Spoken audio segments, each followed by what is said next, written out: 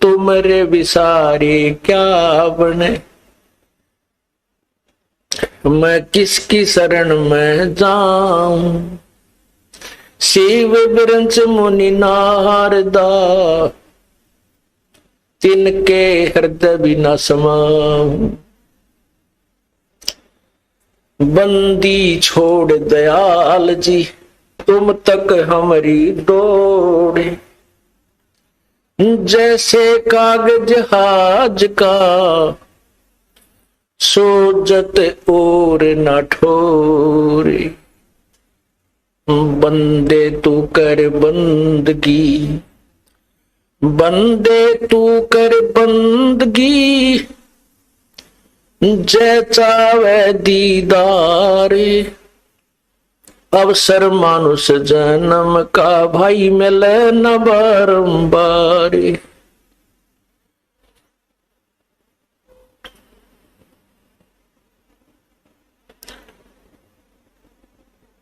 मानुष जन्म पाके, जो नहीं रटे हरि नाम। भाई जैसे कुआ जल बिना फिर, वो बनवाया क्या काम। लूट सको तो लूटियो, राम नाम की लूटी।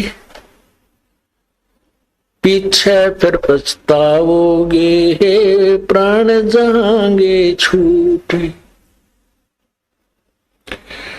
कबीर ये माया अटपटी, सब घट आने अड़ी। किस किस को समझाऊं, या कुएं भांग पड़ी।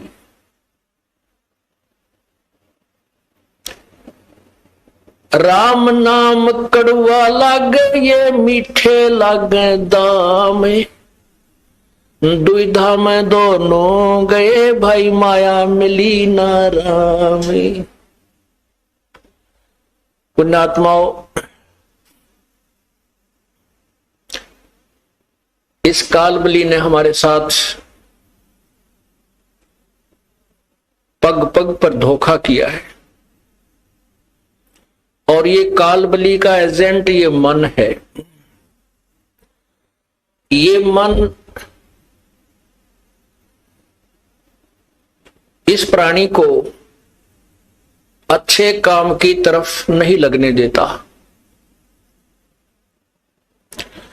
और जो इसके भविष्य में यानी आत्म कल्याण का जो मार्ग है उसमें तो ये विशेषकर ही नहीं लगने देता। जिस कारण से इसका स्वार्थ है कि ये जो भी भक्त है, मनुष्य ये प्राणी है, जब इनको मनुष्य शरीर प्राप्त होता है, ये पूर्ण परमात्मा से परिचित ना हो जाएं और उसके ज्ञान को ये समझ ना लें, जिस कारण से ये तेरे जाल से निकल जाएंगे और तेरा ये संसार उजड़ जाएगा। क्योंकि काल भगवान को 1,00,000 मानव शरीरधारी प्राणियों के सूक्ष्म शरीर में पूरे जीवन में जो वासना वो इकट्ठी करते हैं, उसको तपतशिला पर भून कर, उनको तल कर, वो वासना निकाल कर अपना आहार करता है, आनंद मनाता है। या किसी का बेटा मरता है, किसी की बेटी मरती है, किसी के माता पिता मर जाते हैं, किसी के रिश्तेदारों की मृत्यु होती है, और वो आनंद मनाता है। इसलिए ये काल भगवान इस जीव को अच्छे रास्ते पर नहीं लगने देता। अब हम अपने इस भक्ति मार्ग को ना पहचान कर जो पहले कर्म करते थे, भले ही हम बहुत अच्छे काम भी करने की चेष्टा करते थे, भाई किसी की आत्मा ना दुखाएं, ऐसी भी पुण्यात्मा बहुत है जो बीड़ी शराब मांस तंबाकू को नहीं छूती और ना उनकी नीयत किसी का बुरा करने की है। ऐसी भी कोई पिछले संस्कार ही उन पुण्यात्माओं के हैं, लेकिन फिर भी भगवान की तरफ आस्था नहीं है, परमात्मा की तरफ रुचि नहीं है। स्वाभाविक जैसे कोई 6 महीने में, 1 वर्ष में कोई अपना जैसे परंपरागत पूजा है, वहां घर का एक सदस्य जाकर सारा का काम सबकी मन्नत मांग आता है और उसी को हम भक्ति मानते हैं, उसी से हम अपना आध्यात्मिक कर्म पूरा मान लेते हैं। उसके बारे में परमात्मा बताते हैं, जिन हृदय सा सोमरियाता को तैसा लाभ, भाई ओसा प्यास न भागे ही जब तक धसे न आब।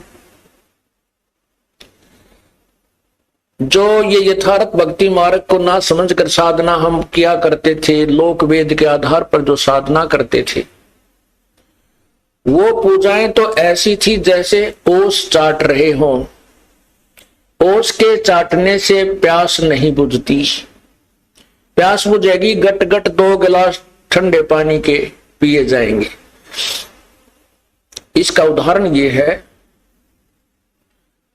कि जो साधना हम करते हैं वो तो ओस चाटने तुल्य है, और जो यथार्थ ज्ञान सत भक्ति को समझकर तत्व ज्ञान के आधार से हम सत साधना करते हैं, शास्त्र अनुकूल साधना करते हैं, वो हम समझो परमात्मा बताते हैं तत्व ज्ञान के अभाव से मानव समाज परमात्मा से दूर होता जा रहा है और विकारों के बहुत निकट पहुंच चुका है, और पूरे मानव समाज में, पूरे विश्व में आग लगी हुई है। केवल माया ही उद्देश्य रह गया है, ना लज्जा रही, ना कोई किसी का जो है आपसी मेल जोल की परवाह रही, बड़े छोटे की कान नहीं रही, क्योंकि हम तत्व ज्ञान से दूर हो गए। भाई बहन का प्यार नहीं, केवल माया ही प्रथम दिखाई देती है।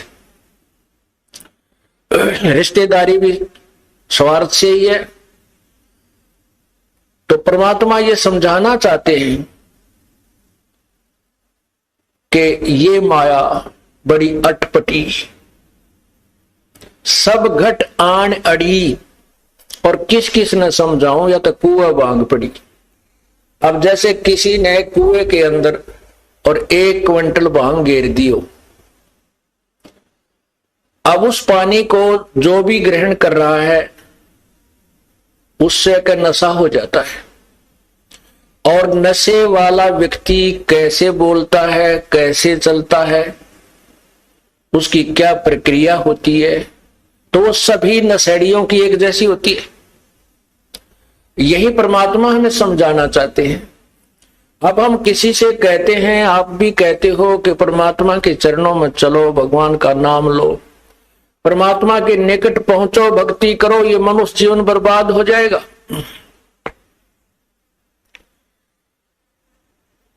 तो प्रथम तो इस बात ने कोई सुनकर राजी नहीं। क्या कहते हैं भाई, काम भी तो करना है, सत्संग में जाए तो के पार पड़े है, के पूरा पट्टे है, यानी कोई ना कोई बहाना ऐसा अड़ा कर बैठ जाते हैं कि वो कहने वाला चुप ही, समझाने वाले को चुप ही होना पड़ता है कि भाई यो नहीं मानना, कति ढीठ हो रहा है। तो उसके बारे में परमात्मा बताते हैं। फिर इसकी विरानमाटी शुरू होती है इस प्राणी की। जब तक पिछले जन्म के पुण्य आपके साथ है, अर्थात आपकी बैटरी चार्ज है और वर्तमान में चार्जिंग पर नहीं लगाई है, तो जब तक पूर्व जन्म की चार्ज, उसमें जितनी चार्जिंग हो रही है वो उतने समय तक तो पूरा काम करेगी, और जब वो डिस्चार्ज हो जाएगी, आगे चार्जर है नहीं, तो वो एक कदम बंद हो जाएगी। ना कोई पंखा चलेगा, इन्वर्टर की जो बैटरी चार्ज की जाती है, तो जब तक वो चार्ज है तब तक तो पंखा भी चल रहा है, बल्ब भी जग रहा है, कूलर भी घुमा रही है, और भविष्य में वो चार्ज नहीं की गई तो एक कदम बंद हो जाएगी, ना पंखा चलेगा और ना कोई उजाला रहेगा। परमात्मा क्या बताते हैं कि जो पुण्यात्माएं ये कहते हैं कि हम न शराब पीते हैं, ना हम किसी का बुरा करते हैं, ना हम बीड़ी तंबाकू प्रयोग करते हैं, तो हमें नाम लेने की क्या आवश्यकता है? हमने तो नाम ले ही रखा है, हम तो भगवान के वैसे ही निकट हैं। पुण्यात्माओं, यही ज्ञान सत्संग में समझाया जाता है जो हमें नहीं है। जो हमें ज्ञान नहीं है वो परमात्मा की वाणी से ही तुलना की जाती है, और परमात्मा की वाणी को हमें अंतिम मानना होगा, क्योंकि उसके वचन में कमी नहीं है। यह तो हमारी अज्ञान सोच है कि हम इस पर कितना तोल सकते हैं। हमारा जो मेजरमेंट टेप है वो ISI मार्क नहीं है, वो छोटी बड़ी है, तो हम उसी से नापते रहते हैं। तो वो मेजरमेंट, वो नाप तोल ठीक नहीं। हम संतों की वाणी जो ISI मार्क है उससे तोलेंगे और फिर अपने जीवन को सुचारू करेंगे, तो हम सफल होंगे। तो उनके लिए बताया जाता है कि ठीक है, बहुत अच्छी बात है, ये तो मानुष जीवन का प्रथम कर्तव्य है, किसी का बुरा नहीं करे, सोचे भी नहीं। और बीड़ी शराब मांस तंबाकू तो ये तो मनुष्य आहार है ही नहीं। मनुष्यों में भी जो बद्ध व्यक्ति होते थे, जो गांव से निकाल दिए जाते थे, जंगलों में रहा करने लग जाते थे, वो राक्षस वो प्रयोग क्या करते थे। मानव समाज में स्वीकार्य नहीं है। और अब कोई गांव खाली नहीं, कोई घर खाली नहीं जो ये विकार ना हो। तो जैसे अच्छी बात है, जो अच्छे पुण्य कर्म है पिछले, बुराई नहीं कर रहे, लेकिन भविष्य में कोई चार्ज नहीं कर रहे अपने जीवन को। ये पूर्व जन्म की बैटरी आपकी यानी पुण्य कमाई चल रही है, जिस दिन या खत्म हो जाएगी, बिरान माटी शुरू हो जाएगी, चाहे प्लाटून हो। यहाँ पर पुण्यात्मा, भारतवर्ष के राष्ट्रपति जी श्री ज्ञानी जैल सिंह जी पिछले जन्म की पुण्यात्मा थी, हिंदुस्तान की सुप्रीम पावर बन गए।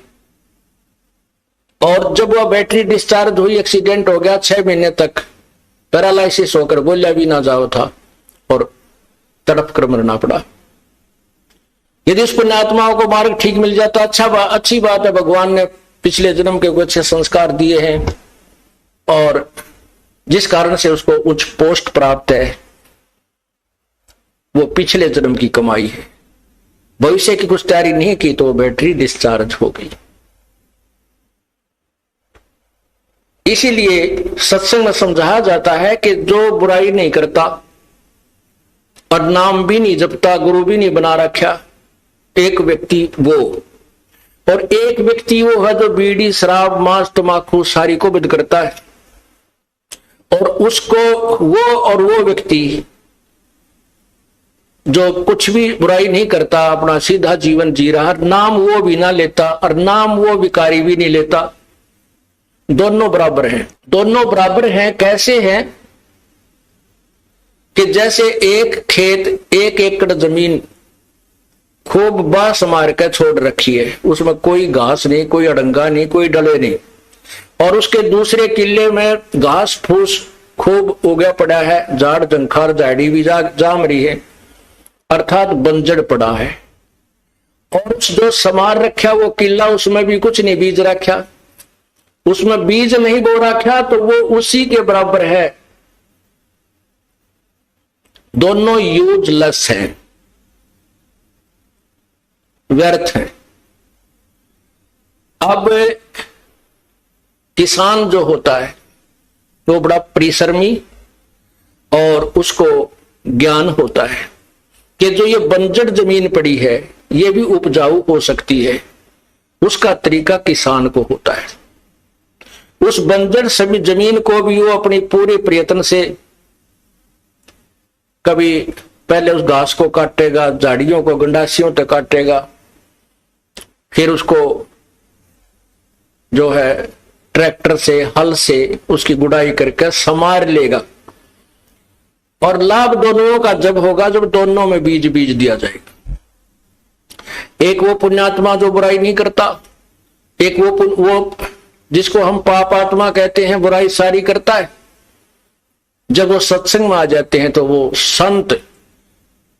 संत रूपी जो किसान होता है वो दोनों को ही यूटिलाइज कर लेता है, दोनों को ही प्रयोग करता है, दोनों को सफल कर लेता है। ठीक है, जो पुण्यात्मा बुराई शराब बीड़ी शराब मांस तंबाकू नहीं प्रयोग करती तो वो तो समरा खेत है, उसमें तो बीज है, वहां शेष है।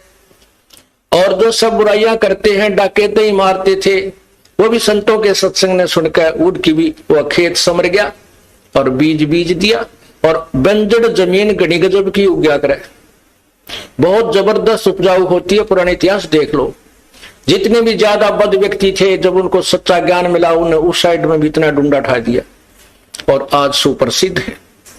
तो पुण्यात्माओं, ये तो मानुष जीवन समारे पार पड़ेगी, चाहे इस जन्म में या फिर कभी सूत बैठे कुत्ते गधे सुअर की जूनी भोग कर फिर मनुष्य जन्म में यू काम तो करें पार पड़ेगी।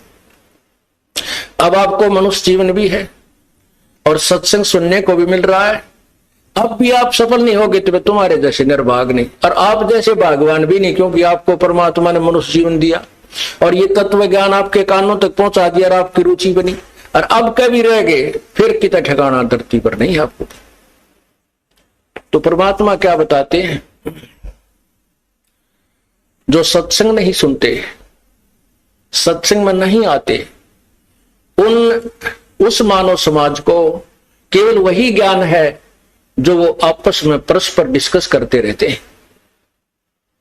उससे बाहर की कोई बात उनको ध्यान में लाने की चेष्टा करता है तो उनको स्वीकार्य नहीं होती, तुरंत रिजेक्ट कर देते। सत्संग में तो पाखंडी लोग जाते हैं, सत्संग में तो ऐसे व्यक्ति जाते हैं और वो सारी बुराई करें, किसी की बहन बेटी तक तो छोड़ने को ना, पड़ोसी का धन लूट ले, वो भी सत्संग में आने वालों को बुरा बताते हैं। ये उनको सत्संग में ना आने के कारण ऐसी धारणा बन जाती है। तो परमात्मा कहते हैं, राम नाम कड़वा लगे, राम नाम कड़वा लगे, ये मीठे लगे दाम, दुविधा में दोनों गए, भाई माया मिली न राम। एक समय की बात है, जब हम इस मार्ग पर लगे ही लगे थे और विशेषकर ऐसी घटनाओं को ऊपर विशेष दृष्टि जाती थी, आत्मा में ठेस पहुंचती थी।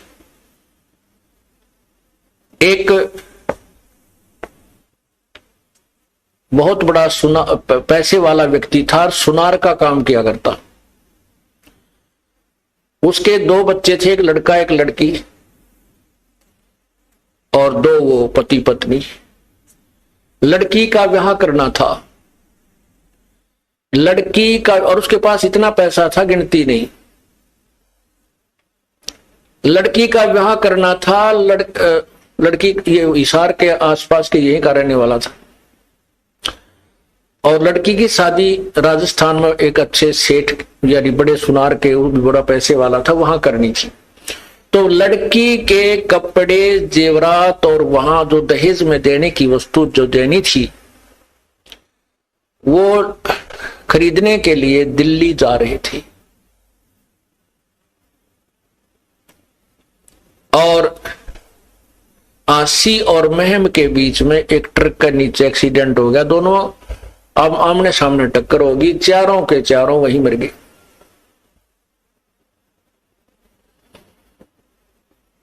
तो परमात्मा ये याद दिलाते हैं, इस झूठे सुख को सुख कहे नर मान रहा मन मोदे, ये सकल चबीना काल का भाई, कुछ मुख में कुछ गोदे। ये तो काल ने अपनी खेती वो रखी है, 1 लाख प्राणी डेली खाता है। नैना देवी में गए थे कल्याण कराने के लिए, वहां सारा कल्याण हो गया, 150 आदमी मर गए। और भी बहुत जगह ऐसे धार्मिक स्थलों पर ऐसा अनर्थ होता है, लेकिन वहां जाने से फिर भी लोग पीछे नहीं हटते, क्योंकि इनको चाह है परमात्मा की। और वो रास्ता ठीक नहीं है, वो मार्ग ठीक नहीं है। जैसे आपको तीर्थ के विषय में बताया, ये ऐसे ऐसे घटना जहां घटी है उनको तीर्थ कहते हैं, वहां जाने से कल्याण मानते हैं। अब उस भक्त को जो एक्सीडेंट में सह परिवार नष्ट हो गया, और उस पैसे नहीं कौन प्रयोग करेगा? रिश्तेदारों के जूत बाजेंगे, कई पड़ोसी लड़के मरेंगे, उसके भाईचारा लड़का मरेगा, वो उन औरों को और दुख देगा। राम नाम रटा नहीं, परमात्मा की तरफ रुचि बनी नहीं, माया जोड़ने में सारा जीवन खो दिया और वो माया साथ गई नहीं। और जो पैसे कमाने में, वो धन कमाने में जो पाप किए थे वो भगत के साथ गए, वो उसके साथ गए। गधा बनेगा, कुत्ता बनेगा, सुअर बनेगा, ब्राह्मण माटी होगी, वो अभी शेष रहते। तो पुण्यात्माओं, ये दिखाई जब देता है जब इस ज्ञान रूपी आंखें बन जाती है। और इस सत्संग के अंदर ये मोतियाबिंद का ऑपरेशन किया जाता है। वैसे तो ये लोग बहुत शाणे नजर आते हैं, बुद्धिमान नजर आते हैं, बोलने भी ना देते हमारे भक्तों को, लेकिन उनको वो कति ज्ञानहीन है, भक्ति का मार्ग उनको नहीं है। और जिनको आत्म कल्याण का ज्ञान नहीं है, तो किसे विद्वान हो, कितने विद्वान हो, चाहे वो डबल एमए के ट्रिपल एमए कर रखी हो, वो तो इस जीवन में 2 रोटी का धंधा है बस, आगे कुछ नहीं। और उस 2 रोटी के धंधे के लिए 16 साल तक लगातार बच्चे को हम फ्री छोड़ देते, तू पढ़ ले बेटा, बेटी पढ़ ले। और राम नाम के लिए हमारे पास 2 घंटे मुश्किल से मिलते हैं, और परमात्मा इतने दयालु हैं, ये फिर भी आपके बच्चे का कल्याण करने की चेष्टा करते हैं। यदि हम इस मार्ग को ढंग से समझेंगे तो ऐसा ही करना पड़ेगा। हमारे को समय भी लगाना पड़ेगा, 2 पैसे पुण्य भी करना पड़ेगा। अब क्या कहते हैं अनजान लोग कि भाई तुम तो तीसरे दिन सत्संग में जाते ही कि घर बसने के काम है, तुम तो नाश करने पर लाग रहे हो। अरे ये वो व्यक्ति कहते हैं जिनने ज्ञान कति नहीं, और जिनको ज्ञान हो गया वो के मानने उनकी बावड़े, वो उनने बावड़े लागे। एक कोई दिल्ली का रहने वाला व्यक्ति था, लड़का, उसकी पोस्टिंग होगी रूरल एरिया में, देहाती क्षेत्र में। और वो पहले दिन जब उस गांव में जा रहा था जहां उसकी ड्यूटी थी, रास्ते में एक किसान गेहूं बोया था, और उसने गिठड़ी खोल के गेहूं की वारख रखी 40 किलो पक्के, और उसमें तो एक थैला भर के बैलों के पीछे पीछे एक पाइप में के, और बैलों को जोत रखा हल में, और पीछे पाइप बांध के उसमें के वो गेहूं मिट्टी में मिला रहा। तो बाबूजी आके खड़ा हो गया, अक भाई आदमी पागल है के सांग है इसका, यो भी इतने बढ़िया गेहूं को, ये खाने की वस्तु गेहूं देख रखे थे उसने, पर ये नहीं मालूम था इसका प्राप्त, इसको बीजने का या ये गेहूं बनते कैसे हैं, इसका प्रोसीजर क्या है। इससे वो कति अनभिज था। उसने गेहूं अपने घर में मोल लाए हुए देख रखे थे कि ये बहुत अच्छी ये रोटी बनती है, गेहूं की रोटी। और बुद्धिमान इतना था कि हमारे देश में खाद्य सामग्री की कमी है, हमने ये, तो वो अपने ज्ञान के आधार पर, अपनी बुद्धि के आधार पर वो वहां खड़ा खड़ा सोच रहा था। अब वो किसान ने गेहूं बोता हुआ जा रहा है, वो थैला खत्म हो गया, दूसरा फिर भर लिया और फिर शुरू हो गया बोना। तब वो व्यक्ति उस बाबूजी आ रहा था दिल्ली वाला, वो कहने लगा, बैला वाले बात सुनना मेरी। अब हाड़ी ने सोचा को रास्ता पूछता होगा, बताए तुम्हारा नया आदमी दिखा है। उसने हल छोड़ दिया, बैलों को रोक दिया और फ्री कर दिया। अकान जी क्या बात है? ने बोला भाई तू पागल तो नहीं है? वो किसान ने सोचा भाई ऐसा के सोच देखा इसने, बेटा पागल तो नहीं है।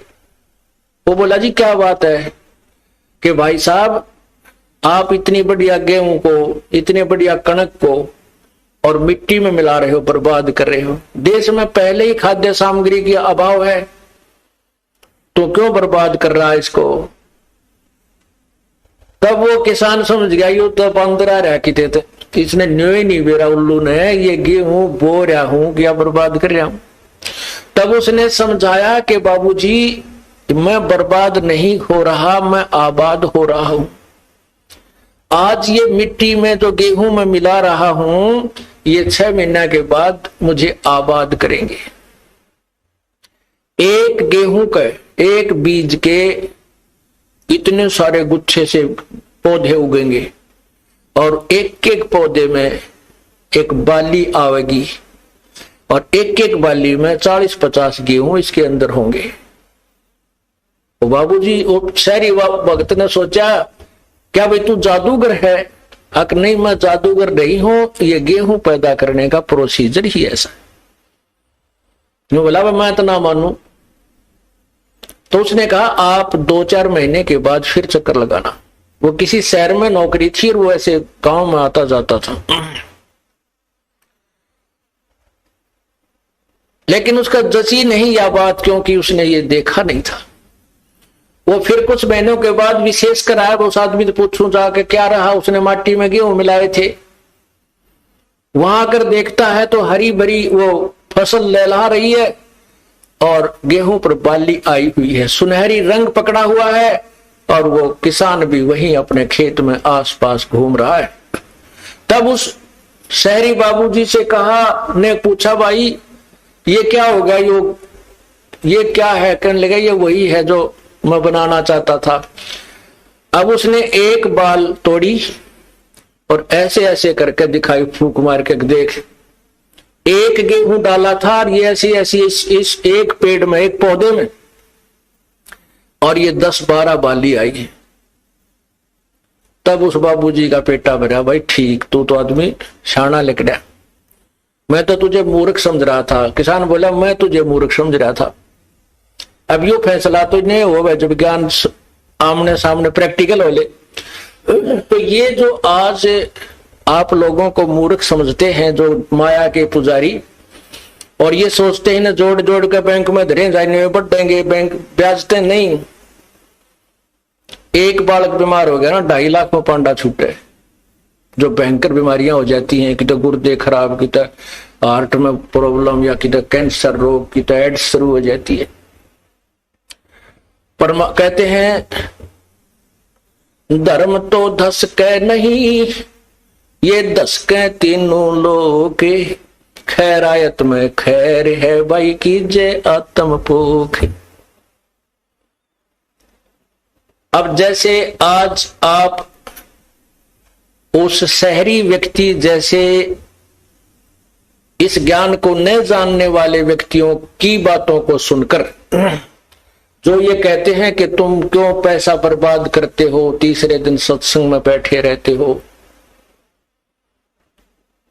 तो अब वर्तमान में तो ये पैसा आपका मिट्टी में मिलता नजर आवे, क्यों कुछ तो किराए वाले ले लें रास्ते में, कोई जीपों वाले, कोई बसों वाले, और फिर यहां दान करते हो खुले आते। अब तो वर्तमान में तो यू मट्टी में डाला जा रहा है, और फिर देखना यो खेती, ये जो आपको फल देगा,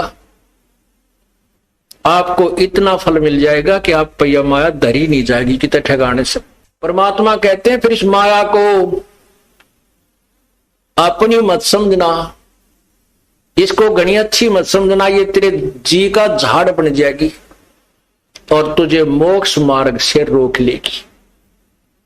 तो इसलिए परमात्मा कहते हैं साईं इतना दीजिए जिसमें कुटुंब समावे, हम भी भूखे ना रहे अतिथि न भूखो जाए। इतना मांगियो भगवान ते, परमात्मा हाथ भी खुला रहे जा, और घना ना दे दियो कदे मैं इससे मुड़ पड़ो काड़े कोठी काराम फैक्ट्री में लगा रहा हूं और बिरान माटी हो जाए। तो पुण्यात्माओं, परमात्मा ने उदाहरण दिया अपने आप पर। सारी सृष्टि के संचालक उत्तम पुरुष है तो अन्य परमात्मा इति उदाहरते। ये लोक त्रयम्,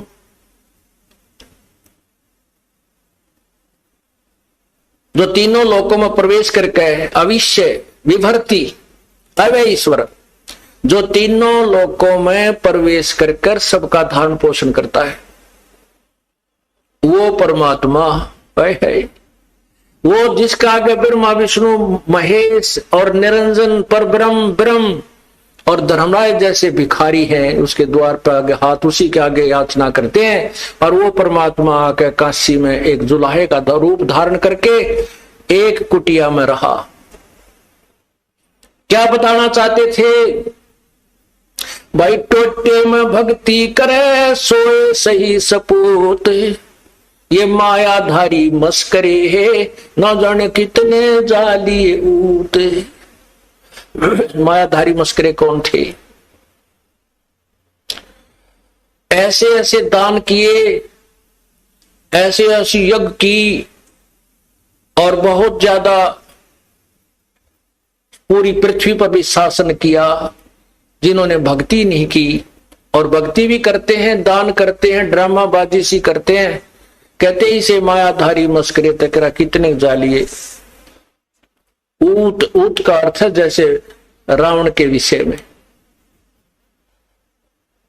रावण को के बारे में क्या बताते हैं कि क्या मांगो कुछ थिर न रहाई, देखत नैन चला जग जाई, 1 लाख पूत 1.25 लाख नाती, उस रावण के दीवान बाती है।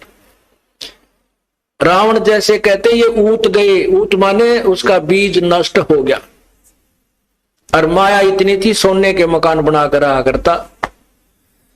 तो परमात्मा कहते हैं ठीक है, भगवान ने आपके भाग्य में आपकी कोई पुण्य कमाई पूर्व की है, कोठी भी दे रखी है, आपके पास कार भी है, क्योंकि वर्तमान समय की इसकी आवश्यकता है, और नहीं भी दे रखी है तो कोई मन में मत लाना, शायद आपका हित इसी में है। प्रभु आपको ऐसे ही रखना चाहता है जिससे आपका कल्याण हो सकेगा। तो कहते हैं टोटे में भक्ति करे। परमात्मा ने अपने आप को कति गरीब, बिल्कुल गरीब, सुबह का भोजन है तो शाम का नहीं, ऐसी स्थिति में रहकर दिखाया। और जब वक्त पड़ा, उन दुष्ट आत्माओं ने भगवान के साथ मजाक कर दिया और चिट्ठी लिख दी सब जगह के कबीर भंडारा करेगा, 18 लाख आदमी मेहमान बन के आएंगे। और उस परमात्मा ने 18 लाख का पेट 3 दिन तक भर दिया, और ऐसा भर दिया कि हर प्रकार के पकवान, देसी घी के बने हुए जलेबी, लाडू, कसौड़ी, पकौड़ी, दही, बड़े, खीर, हलवा, हर तरह से उनको करके दिखा दिया। तो क्या दिखाते हैं, क्या बताते हैं परमात्मा? यदि तू राम नाम का धनी है तो परमात्मा तेरे साथ है। 18 लाख आदमी अब इकट्ठे हो जाओ, जब सरकार नहीं हिल जाता सारी, जब उसने शाम की रोटी दे दी, सुबेरे की नहीं पावे इंदौर, और बना नहीं सकते, व्यवस्था भी नहीं कर पाएंगे। तो कहने का भाव, ये पूरी बड़ी सरकार है, सारी सृष्टि का संचालक है, और सतलोक से लेकर आए परमात्मा वो सारा आहार अपना कह लगे इस कंगाल देश से, ब्रह्मा विष्णु महेश और ब्रह्म परब्रह्म के लोगों से क्या लेंगे, मेरे से ही मांगते। सतलोक से लेकर आए थे, 9 लाख बैलों के ऊपर सामान भरकर दिखाया, लाए और फिर वहां तंबू ला दिए सबका। 3 दिन तक 18 लाख आदमियों के बल्ले बल्ले कर दिए परमात्मा ने। कहने का भाव ये है पुण्यात्माओं के टोटे में भक्ति करे, परमात्मा से उल्टा ना हटा, चाहे कितना ही आप देख सोचते हो कि नुकसान है, पैसा नहीं बन रहा है, आप राम नाम का धन गणा जोड़ रहे हो, और राम नाम का धन है तो आपके साथ भगवान है, भगवान है फिर आपके पास कमी क्या है? परमात्मा कहते हैं कबीरा सब जग निर्धना, धनवंता ना कोई, धनवंता सो जानियो जिस पे राम नाम धन होवे। अब परमात्मा कहते हैं देते को हर देत है जहां तहां से आन, और ना देता वो मांगते फिरियो, फिर भगवान सुने नहीं कान। आज आप देखते हो एक ही घर में 4 भाई है। एक तो आईएएस ऑफिसर बना हुआ है, एक भाई अध्यापक है, और एक भाई बॉलीवुड कति नो रहा है सारा दिन, और एक ही माता पिता के, और एक खेती कर रहा है। एक ही माता पिता से चारों का जन्म है, और एक सी परवरिश माता पिता ने दी। एक जैसे स्कूल में पढ़ाने की चेष्टा की, लेकिन भाग न्यारे न्यारे भटके। वो भाग कब बनाए थे उन्होंने? वो कभी पूर्व जन्म में बनाए थे।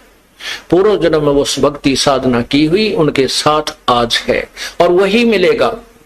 लेकिन जब पूर्ण परमात्मा की शरण में हम आ जाएंगे तो उनसे अलग भी मिलेगा जो हमें आवश्यक होगा। इतना अधिक नहीं देंगे जिससे आप उस माया का माया डूब कर मर जाओ। इस माया से तो परमात्मा हमें दूर रखना चाहते हैं, और इतना अवश्य देना चाहते हैं, इतना अवश्य देना चाहते हैं कि बच्चे का दिल ना टूट जाए, ये भक्ति करता रहे। तो क्या बताते हैं? देते को हर देत है, जहां तहां से आन, और नहीं दिया जिसने वो मांगते फिरियो। फिर परमात्मा सुने नहीं कहा। वो भी व्यक्ति हैं, वो भी मनुष्य हैं जो हाथ फैलाए सारा दिन फिरते हैं, दिए बाबूजी दिए बाबूजी, कागज चुकते हैं। लेकिन वो अगर राम नाम ले लें, भक्ति करें, तो वो साहूकार है भगवान के दरबार के। उनके सामने यहाँ के टाटा बिड़ला कुछ नहीं है जो राम नाम के धनी है, ये सत्कर मान लेना। लेकिन इस मार्ग का, इस ज्ञान का हमें पता नहीं है। माया हमने चौक तुरंत दिखाई देती है, उसने कार ले लें, कोठी ले लें, फ्रिज लगा लें, या तो तुरंत लाभ देती है। इसलिए माया को हम ज्यादा महत्व देते हैं, और परमात्मा उन्हीं को दे रहे हैं जिनने 5 दिन भक्ति कर रखी है। वो ले भगवान से ही रहे हैं, ये भूल जाते। यदि उन्होंने दान नहीं किया होता तो वो भी कागज चुकते फिरते, कोई फ्रिज नहीं देता, ना वो कार कोठियों में बैठ सकते थे। देते को, लेकिन अब वो नादानी क्या कर रहे हैं, क्योंकि आगे की बैटरी नहीं लगा रहे चार्जिंग पर, वो अपना वो डिस्चार्ज को खत्म हो जाएंगे, अंत में बर्बाद हो जाएंगी वो बैटरियां, अर्थात वो जीवन नष्ट हो जाएगा। इसलिए परमात्मा बार बार प्रार्थना करते हैं कि संत मिलन को चालियो, दिन में कई बारे, आसोज के में जो ये गणा करें उपकार। भाई कई बार ना जा सके तो संत दर्श 2 बखत कर ले, कह कबीर संत दर्श ते यू काल दगा ना दे। 2 बखत भी ना कर सके तो दिन में कर एक बार, कह कबीरता दास का बेड़ा हो जा पार। फिर परमात्मा बताते हैं कि एक बार भी नहीं कर सकता है, दूरी ज्यादा हो जाती है। तो कहते हैं सप्ताह में एक बार अवश्य कोशिश कराने की। सप्ताह में भी नहीं बात बनती है, ज्यादा दूरी है, तो पक्ष यानी 15वें दिन पक्ष अवश्य। उससे भी दूरी है तो फिर 1 महीने में अवश्य दर्शन करने की चेष्टा कर, अवश्य पहुंच। और फिर भी कुछ ज्यादा ही विदेश दूर चला गया है तो 6 महीने तक चूकिए मत। और भी ज्यादा कोई मजबूरी या दूर चला गया है तो 1 वर्ष में संत के दर्शन के लिए अवश्य आइए। और दूर रहते हुए फिर कैसी भावना रखे? लाख कोस जो गुरु बसे और शेष समुद्रा तीर, एक पलक भूले नहीं जो गुण हो शरीर।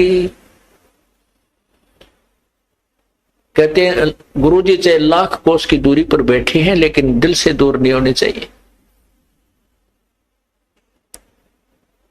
तो 1 साल में कोस अवश्य पहुंचना चाहिए। अब यहां भक्तों के शंका आती है कि गुरुजी अब 1.25 वर्ष तक अज्ञात रहे, दर्श नहीं हो सके, तो क्या हम हमारे ऊपर क्या हमारा जो नाम तो फिर खंड नहीं हो गया है? ऐसा कुछ नहीं है। ये लीला परमात्मा की है। जैसे कोई एक्सीडेंट हो जाता है और वही उसमें टांग टूट जा, प्लस्तर बांधे रहना पड़ता है और चारपाई पे लेटा पड़ा रहना होता है। लेकिन जब ठीक हो जाए, जब थोड़ा ही पड़ा रहना है, फिर तो काम करे, घूमे, फिर अपने सारे कार्य सुचारू करे। तो ये कोई लीला है परमात्मा की, इनमें ऐसा कोई दोष नहीं आता। क्योंकि आप तो रो रहे थे, आप गुरु जी से दूर नहीं थे, आपकी आत्मा तड़फ रही थी। और उन नादान लोगों ने स्वयं भी पाप कमा लिया, जिन्हें हमारा विरोध करके ये ऐसा झूठा केस बनाकर परमात्मा के कुत्तों को सजा, उन्होंने हमारे को प्रताड़नाएं दी है, जेल में डाला। अब मुझे इस बात का डर है कि उन गेला के बनेगी। कितनी आत्मा रुआ रखी है उन्होंने, उनकी हाय पाड़ के धर देगी, उनके मनमान कई पीढ़ियों तक का नाश कर देगी। हम किसी को दुर्शीष नहीं दे रहे, लेकिन उनके किए हुए कर्मों का प्रतिफल बता रहे। ऐसी बिरान माटी होंगी उन लोगों की, कुत्ते बनेंगे, कीड़े पड़ेंगे, खाज लगा करेगी, टांग टूटेंगी। ये मुख्य दोषी वो लोग हैं जो स्वार्थवश जनता को गुमराह करके और संतों का विरोध कराते हैं। लेकिन दोष उनको भी लगेगा जिन्होंने पाखंडियों की बात बिना देखे सुने मान ली। तो पुण्यात्मा उसमें दोष नहीं था, आपकी तो अधिक कर्म बने हैं, आप हृदय से रोए हो। जैसे धर्मदास जी को परमात्मा ने 6 महीने तक तड़पाया था, उसके अंदर की कसक देखने के लिए और बनाने के लिए, और फिर जब वो परमात्मा मिले तो और अधिक प्रेम से, और प्रेम और बढ़ा हुआ था। तो पुण्यात्मा यही समक्ष प्रत्यक्ष प्रमाण है कि कोई भी बच्चा परमात्मा से दूर नहीं हुआ, आपकी दूनी कसक पड़ी है। तो वही आपने ये ज्ञान समझ लिया कि जैसे बंदी छोड़ दयाल जी तुम लग हमरी दौड़, और जैसे काग जहाज का सूझ और निठर। आप इतना ज्ञान युक्त हो गए हो जैसे समुद्री जहाज के ऊपर शाम के समय कौवा इस दृष्टिकोण से बैठ जाता था, जो 4 बजे से जहाज प्रस्थान होता बंदरगाह से, कि ये खाना खावेंगे और वहां टुकड़े खाऊंगा। तो पूरा बाजार सा लगा हुआ होता है समुद्री जहाज में, सारी व्यवस्था होती है, होटल भी होते हैं, वहां कैंटीन भी बनी होती है, सब तरह की दुकानें होती है, एक शहर सा होता है। पुराने समय की बात है जब ये इंस्ट्रूमेंट नहीं थे जो वर्तमान में है, जो बहुत सेंसिटिव इंस्ट्रूमेंट नहीं थे, उसमें एक वो रखा करते थे दिशा सूचक, और वो दिशा सूचक को भी कोई ऐसी जो चुंबकीय चट्टान होती थी वो डिस्टर्ब कर देती थी, उसकी दिशा को बदल दिया करती थी।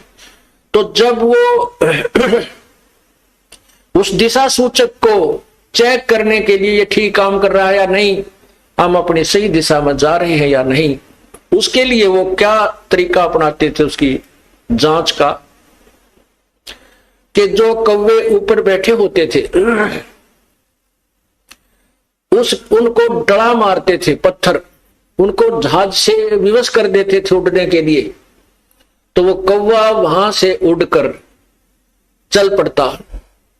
और कौवे में परमात्मा ने एक विशेष ऐसी वो दे रखी है, उसके अंदर ऐसा इंस्ट्रूमेंट ला रखा है कि वो उस दिशा को नहीं भूलता जिस दिशा से वो चला था। वो ये ख्याल रखता है कि मान ले ये मुझे यहां से धक्के मारेंगे तो मैं फिर उस दिशा में अपने घर की तरफ चल पड़ूंगा। वो आंखें रात्रि में भी उसी चिंता में उस दिशा को भूलता नहीं। और रात्रि के समय वो जहाज निकल जाता 200 किलोमीटर, और वहां जब वो 200 किलोमीटर जहाज चला जाता तो वहां जल ही जल नजर आता था, कोई आसपास कोई शहर या किनारा दिखाई नहीं देता। तो वो काग उड़ता है वहां से, वो कौवा उड़कर चल पड़ता है अपनी उसी दिशा में जिस दिशा से वो जहाज चला था। अब कौवा तो उड़ता रहा, उड़ रहा है, तो वो जहाज वाले अपने दिशा सूचक को चेक कर लेते थे, ये सही है, अब सही दिशा में चल रही या नहीं। उधर से वो कौवा जाता है 10 किलोमीटर 20 किलोमीटर, फिर आगे देखा कि तो बैठने जगह कोई नहीं, वो फिर मुड़कर देखता है कि उसको वो जहाज ही दिखाई देता अपने प्राण बचाने के लिए। वापस आकर के उस जहाज पर ही विश्राम पाता है। तो पुण्यात्माओं, जब आप इस ज्ञान से पूर्ण परिचित हो जाओगे, उस समय आपको इस सतलोक आश्रम, क्रोथा और बरवाला और इस दास के अतिरिक्त और कबीर परमात्मा के अतिरिक्त तुम्हें कोई स्थान दिखाई नहीं देगा।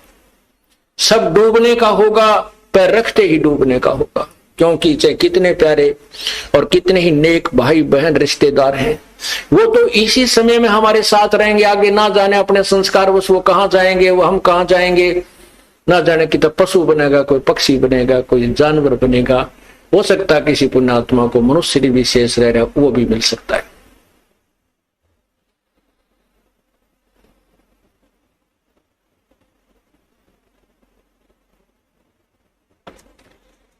इसलिए हमने परमात्मा की भक्ति करनी चाहिए। और ऐसे आपके अंदर जो तरफ बनी है, अब आपको वो वही कौवे वाला ज्ञान हो गया। आपको परमात्मा कबीर जी के अतिरिक्त इस संसार में, ब्रह्मांड में आपको भगवान दिखाई नहीं देगा, जो हमें सुख दे सके, जो हमें आश्रय दे सके। और जब ये ज्ञान हो जाएगा तभी हम डूबने से बचेंगे। ना तो काग को ज्ञान नहीं होता, करा कि तो बैठ जाता समुद्र पर, डूब जाता नहीं, थोड़ी देर में थक के गिर जाता, फिर वैसे डूबना था। तो समझदारी की उसने, वापस आकर वहीं शरण ले ली। तो अब ये भी हुआ है कि जिनको हमने धमका दिया था, खुरका दिया था, वो बार बार गलती करते थे, वो आया ना करते, नाम भी छोड़ दिया था, अब वो भी उल्टे आ गए। या और कमाल करी परमात्मा ने। और नए भक्तों का तो कमाल हो गया। 3 महीने दास को जेल से आए हुए हैं, लगभग 4000 व्यक्ति परमात्मा के चरणों में नए आ चुके हैं। तो इससे सिद्ध होता है कि सांच को आंच नहीं होती। परमात्मा कहते हैं, जय कंचन बिष्टा पड़े।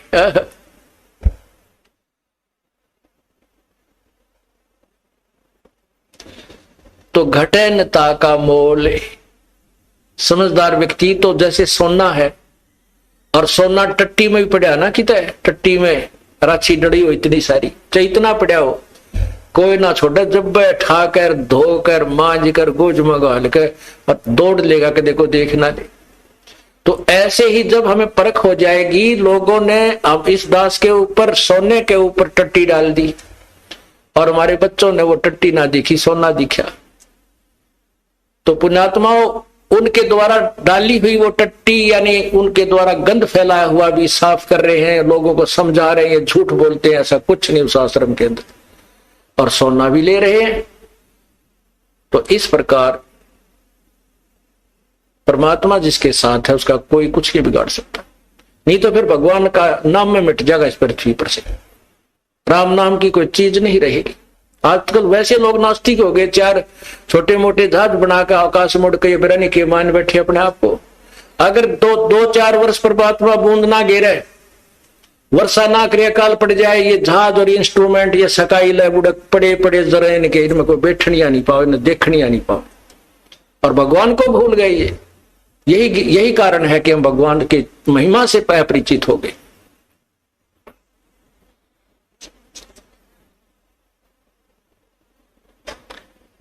अब प्रसंग चला था, सतगुरु के दरबार में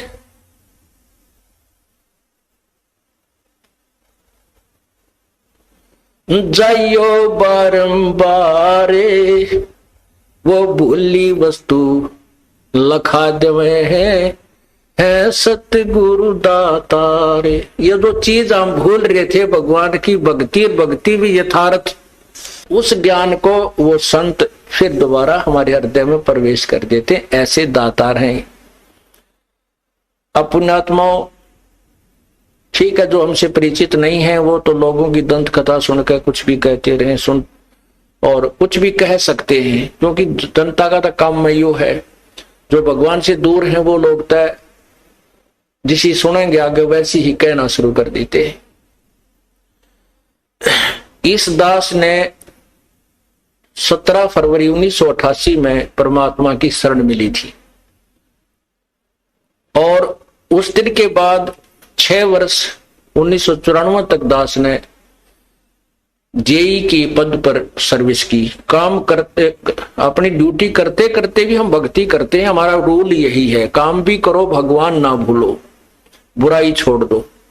लेकिन 1994 में परमात्मा ने आदेश दे दिए गुरु महाराज ने कि तू इस काम ने संभाल। अब गुरु की आज्ञा का अवहेलन करना भगत का काम नहीं होता। जो गुरु वचन पर डट गए कट गए फंद 84 के। भाई जो गुरु वचन पर डट गए कट गए फंद 84 के। और उन्होंने अचानक मुझे बुलाकर पास बैठा लिया, कहने लगे आज से तू नाम दिया करेगा। और जितने भी वर्तमान संगत थी सबको कह दिया और सबको बता देना कि जो इसको गुरु नहीं मानेगा वो मेरा कुछ नहीं होगा। मेरे पसीने आ गए कि मैं तो 2 कौड़ी का जीव, एक मजदूर आदमी, और परमात्मा ये इतना बड़ी जो है ना, इतना बड़ा जिम्मेवारी का काम। और उनके पुराने पुराने भक्त निरे थे, लाल कपड़े पहन कर बाबा जी भी बन रहे थे, उनके साथ रहा करते। उनको सबको निकाल दिया था उनकी त्रुटियां देख जाकर। हमने नहीं पता था कि हो रहा है, क्या इनका मालिक का उद्देश्य है। जब वो 104-5 साल की उम्र थी उस महापुरुष की, हमारे पूज्य गुरुदेव की।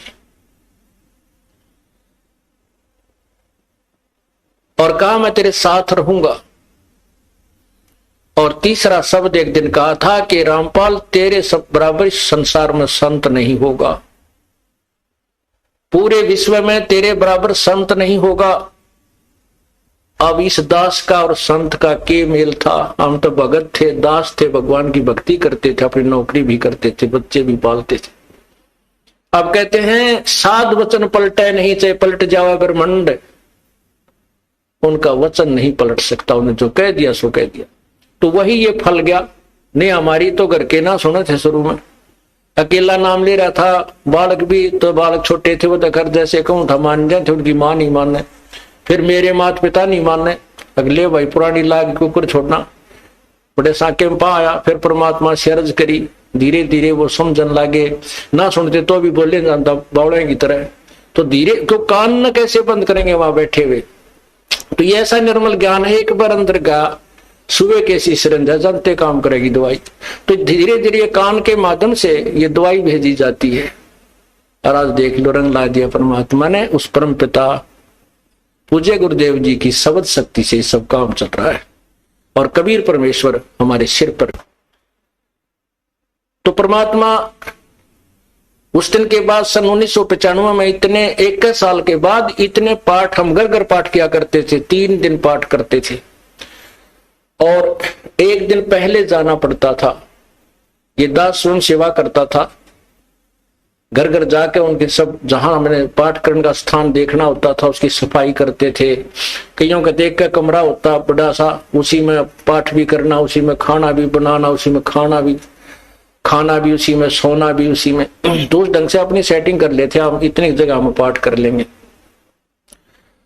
तो मेरा जाना अति आवश्यक था उस समय, क्योंकि स्टार्ट था भक्ति का और स्टार्ट था इस 500 यज्ञ करने का।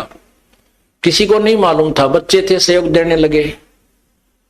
और धीरे धीरे फिर वो क्या हुआ कि इतने पाठ हो गए कि मुझे नौकरी, पहले तो क्या करता था, शुक्रवार को पाठ प्रारंभ किया। शुक्र शनि ड्यूटी करके सामने चले जाते बृहस्पतिवार को, शुक्रवार को रात में तैयारी करते, शुक्रवार को शनिवार को अब पाठ प्रारंभ करके अपनी नौकरी पर चला जाता। फिर शाम ना आ लेता, शनिवार इतवार की छुट्टी हो जाती। काम चल रहा था, वो हफ्ते में हुए, फिर होने लगे डेली। अब अफसर भी दुखी और मैं भी दुखी, तो फिर उस दिन रिजाइन कर दिया परमात्मा के नाम पर। 18 साल की नौकरी होगी थी मेरी। हालांकि कुछ और भी हमारे साथी कह रहे थे भाई अभी 2 साल और डट जाओ, आपकी पेंशन बन जाएगी। वाह भैया, पेंशन तो करा कितनी बार होगी। जो पेंशन ई बनेगी ना, या कद्दे नहीं बनी थी, या असंख्य जन्मों की पेंशन बन जाएगी। तो वो तो इस बात को नहीं समझे थे, उन्होंने तो मुझे मूर्ख ही समझा। और दास की सौभाग्य था कि मुझे नौकरी या मजदूरी मिल गई भगवान की। और उसकी पुण्यात्माओं को दलदल से निकालने की। कहते आत्म प्राण उद्धार ही ऐसा धर्म नहीं। और धर्म तो और भी है, दान करते हैं, भूखों को भोजन देते हैं, ऐसा है कि सहाय करते हैं, लेकिन जो आत्म प्राण उद्धारी ऐसा धर्म नहीं। और धर्म तो ये भी है जो गौशाला बना रखी है। धर्म वो भी है जो चिड़िया ऊपर चुग्गा डाल देते हो पशु पक्षियों को। वो भी विकलांगों के जो ऑपरेशन वगैरह कराए जा रहे हैं वो भी धर्म है। अनाथ आश्रम है वो भी धर्म है। लेकिन जो आज गौ है उनकी सेवा कर रहे हैं, अच्छी है। क्योंकि कोई भी प्राणी है, चाहे भैंस है, पशु है, कोई किसी प्रकार का, सबकी सेवा हमने इसी दृष्टिकोण से करनी चाहिए, क्योंकि सब में एक जैसा जीव, वो भी धर्म है। लेकिन अब तो वो आज वो गाय है, आज कोई भैंस है, और जन्म होने के बाद फिर वो सूअर की जोनी में जा सकती है। उस बीमारी तो कौन छुटावेगा उसको। तो ये ज्ञान, ये भक्ति, ये आत्मा इस जीव को उद्धार करेगी। वो फिर 84 लाख योनियों में नहीं जाएगा, या तो मनुष्य शरीर होगा, नहीं सतलोक चला जाएगा। तो कहते हैं आत्म प्राण उद्धारी ऐसा धर्म नहीं। और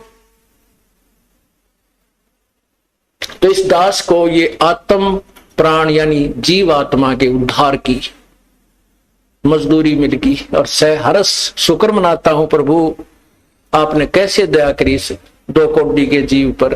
और ऐसे निर्मल भगवान की महिमा, होए होए होए, जिसके नाम लेते हैं रूंग रूंग खड़े हो जाते हैं। उसके बाद परमात्मा की ऐसी महिमा हुई, अब मुझे इतनी खुशी होती है। कैसा निर्मल समाज तैयार हो रहा है। बीड़ी, शराब, मांस, तंबाकू, उसको देखकर भी राजी नहीं। अब ये पुण्यात्मा दोनों हाथों दान करते, और हम पहले लूटन पर लगे रहा करते थे, पाप बढ़ाते थे। ये माया साथ नहीं जानी थी कि इतना नरक इकट्ठा कर रहे थे। और परमात्मा क्या कहते हैं, सतगुरु के सजदा करूं कर्म छुटाए कोटि, और जो ऐसे सतगुरु की निंदा करे फिर जम तोड़ेंगे होठ। अब जी जो लोग बिना देखे सोचे समझे और भक्तों की संतों की बुराई करते हैं, अब क्या बताते हैं कि सतगुरु के सिजदा करो जिसने कर्म छुटाए कोट, करोड़ों पाप कर्मों से हटाकर और पुण्य कर्मों पर लगा दिया। कितने पाप कर्म बचा दिए हमारे। और जैसे ऐसे सतगुरु की जो निंदा करते हैं, कहते हैं उनके जम तोड़ेंगे होठ, यम के दूत उनके ऐसे लठ मारेंगे, चाहे कितने लागो, मुंह पे, ओठा पे। ओठ इसलिए कहा कि इस पर ज्यादा दर्द होया करे, सोई भी बुढ़ी आया करे। तो कहते हैं वो जम तोड़ेंगे होठ जो बकवाद किया करते थे, संतों की निंदा करते थे। नित्यानंद जी महाराज ने यहां तक कहा है, भाई तू ना मानता ना, ठीक है अपना और काम कर ले, और कुछ कह सुन ले, पर संत की निंदा मत करिए, ये तेरे लिए बहुत जबरदस्त पाप बन जाएगा। लेकिन जो इस मार्ग से परिचित नहीं है, वो नादान बच्चे आगे में हाथ दे देते, बिजली के तार को छू लेते। और ज्ञान होता सत्संग से, और सत्संग में ये काल नहीं आने देता। तो उस दिन के बाद परमात्मा की ऐसी रजा हुई कि बाग लाग गया भगवान का। और यही प्रार्थना करता रहा, परमात्मा तेरे बच्चे तुझे समझे पहचाने, दास को ये नौकरी दी है, इसमें सफल भी आप ही करोगे। इन लोगों ने तो आपको भी नहीं बख्शा था, जब जिसमें आप यहां आए थे काशी में 120 वर्ष रहकर गए, सारा जीवन आपके पीछे पड़े रहे। उन दुष्ट आत्मा स्वार्थियों ने अपने स्वार्थ के लिए जनता को सत्य ज्ञान नहीं समझने दिया, और परमात्मा को बहुत यातनाएं दी गई।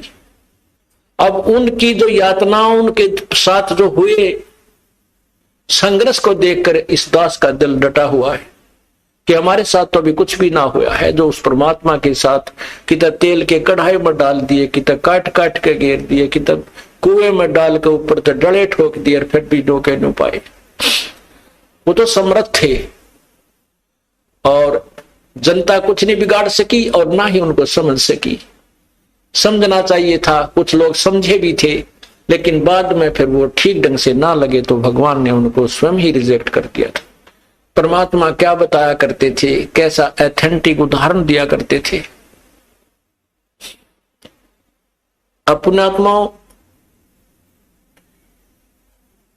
क्या बताते हैं, भाई सिर साटे की भक्ति है और कछो नहीं बात, सिर के साटे पाइयो अवगत अलख अनाथ। अब शीश कैसे देना है, शीश ये नहीं भाई काट के सिर चढ़ा दे भगवान के चरणों में, ऐसे नहीं। जैसे आपको परसों के सत्संग में सुना था कि गुरुदेव को समर्पण कर दिया जाए। समर्पण का अर्थ यह है कि जो आज्ञा दे वही की जाए, चाहे वो बुरा लग रहा है चाहे अच्छा लग रहा है, उसमें हमारा हित है, अति हित होता है। और संत क्या कहते हैं, भाई बीड़ी शराब मांस तम्बाकू ये मत पीना। संत कहते हैं चोरी जारी नहीं करना, डाके ना डालना, किसी की जेब ना काटना, ये महापाप है तेरे लिए। अपना करके खाना बेटा, भगवान भजना, इससे तेरा कल्याण होगा। और हम यही वचन नहीं मानेंगे तो फिर यहाँ स्कूल में आने की आवश्यकता क्या, इस विद्यालय में सत्संग में आने की आवश्यकता क्या। हम गलतियां भी गलती पे गलती करते रहे और फिर सत्संग में भी आ रहे हैं तो वो फेल हो जाएंगे विद्यार्थी, वो पास नहीं हो पाएंगे। और परमात्मा के पाने का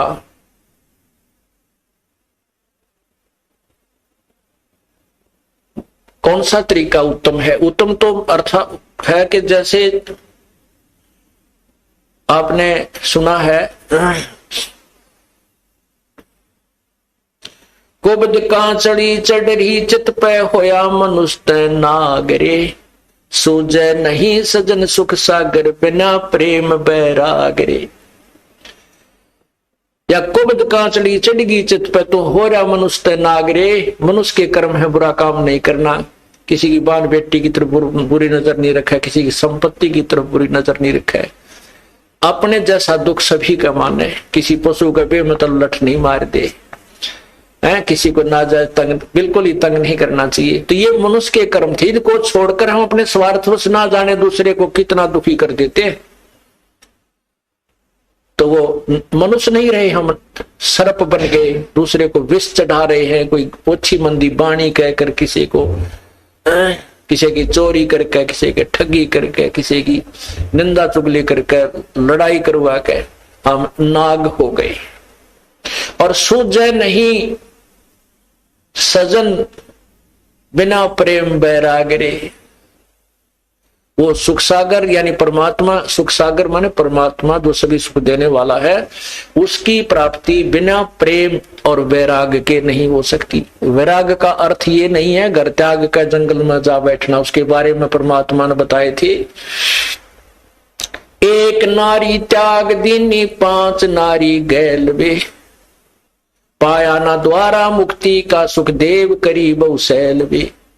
सुखदेव ऋषि मां के गर्भ से ही 12 वर्ष का होकर बाहर निकले थे और उसको गर्भ में इतना ज्ञान था कि मैं अब जंजाल में नहीं फंसूंगा, ना शादी करवाऊंगा, और जंगल में जाकर एकांत में माया के, माता पिता भी माया है, माता पिता भाई बहन यह भी काल की माया है, क्योंकि इस विष्णु जी के गुण मोह के अनुसार हम इनमें फंस जाते हैं, हम नहीं निकल सकते, चाहे तड़कल मर जावा पर नहीं छूट सकते इनसे, फिर ये हमारे साथ ना रहते ना हम इनके साथ रह पाते। तो इस तरह का ज्ञान तो उसको था। उसने मां के पेट से निकलते ही अपनी और नाल को भी कंधे पर डाल ली और व्यास जी कहते हैं बेटा मुझे दर्शन दे जा, बेटा मुझे दर्शन दे जा। अरे दर्शन तक दे दे, तेरी 12 साल बाट देखी मारा छोरा होएगा। तो दूसरी तरफ मुंह किए हुए कहता है कि व्यास जी ना जाने कितनी बार तू मेरा बेटा और मैं तेरा बाप हो लिया, ना मेरा कितनी बार मैं तेरा बेटा तू मेरा बाप हो लिया, तो बूंदा जंजाल है, मैं ना देखूं थरे का ना कदे मेरी भी मैं ना फंस जाऊं। फिर उसने शादी नहीं कराई, शादी भी नहीं कराई, और फिर पिछले जन्म की जो बैटरी चारत थी आकाश में भी जाने लगा, उड़ भी जाता था, सारा कुछ करता था, लेकिन तत्व ज्ञान नहीं था। अभिमान जो का तू, जब विष्णु भगवान ने ये कहा कि जाओ राजा जनक से उपदेश ले लो, अभिमान हो गया, कट गया, ने बोला राजा जनक गृहस्थी बाई, और कैसे शीश निभाऊं जाई। हम सुखदेव बोले ज्ञान विवेक का अपनी तरफ से बड़ी बुद्धि से बात करी, विवेक के साथ क्या कहता है, हमने स्त्री का मुंह भी ना देखा। यानी राजा जनक को वो घटिया मान रहा था अपने से, क्योंकि वो शादीशुदा है। इसके बारे में बताते हैं, 5 एक नारी त्याग दीनी, 5 नारी गैल वे। ये काम क्रोध मोह लोभ अहंकार ये भी तो माया है त्रिगेला। इनको त्याग बेटा, जब जब तू त्यागी बनेगा, केवल एक स्त्री को छोड़कर भाग जाने से तू मोक्ष प्राप्ति नहीं कर सकता। अर्थात परिवार त्यागन मात्र से तेरा कल्याण नहीं है। परिवार में रहे, अपनी भक्ति कर, बच्चों को भी ला लाइन पे। जब पिताजी सत्संग में आता है तो बच्चे तो अपने आप आएंगे, उनका तो और दिल खुलेगा। अब कई बहन ज्यादातर ये परेशानी होती है उनके जीने कि हमारा पति नहीं मानता, बच्चे भी डर छुप कर कभी दाव लगा कर आते हैं, और पिता आ जाते कहना है कि माँ भी गेल हो जाए, तो बच्चे तो अपने आप आ ही जाते हैं, जैसे रंग हम रंगेंगे रंग जाएंगे। ये तो कहते हैं ये वैराग नहीं है, वैराग है, वैराग नाम है त्याग का 5-25 माह। ये सारे शरीर में और इसी में हम रहे, इसका नाम वैराग है। कैसे है कि एक सीप बनती है, सीप में मोती बनता है, एक कीड़ा होता है, सीप एक जीव है। जैसे ये शंख आपने देखे होंगे, ये भी एक जीव से बनता है, ये ऊपर का कवर होता है, उसका शरीर होता है। ऐसी एक सीप होती है और वो खारे समुद्र में रहती है, और खारे समुद्र को वो ग्रहण नहीं करती, उस पानी को ग्रहण नहीं करती मोती बनाने के लिए। आकाश से स्वाति नक्षत्र की बूंद गिरती है, और उस समय उसका मुंह खुला हुआ होता है, तो उसके मुंह में वह एक बूंद गिर जाती है, फिर वो मुंह को बंद कर लेती है और उसी समुद्र में गोते लगा रही है।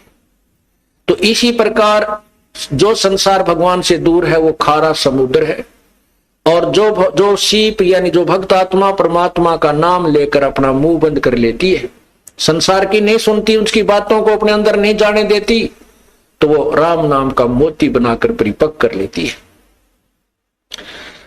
तो यहां बताते हैं कि वैराग नाम है त्याग का। नो त्याग करना, किसी की सुननी है नहीं, कोई क्यों में बांधा, कहें जाओ भाई तुम अपने राजी हम और भक्ति करे, ये है त्याग वास्तव में। ना किसी का बुरा मानने, कोई गलत कह रहा कह ले भाई तेरी इतनी सोच है, और अपने उद्देश्य से दूर ना हो, उसे वंचित ना हो। फिर क्या बताते हैं,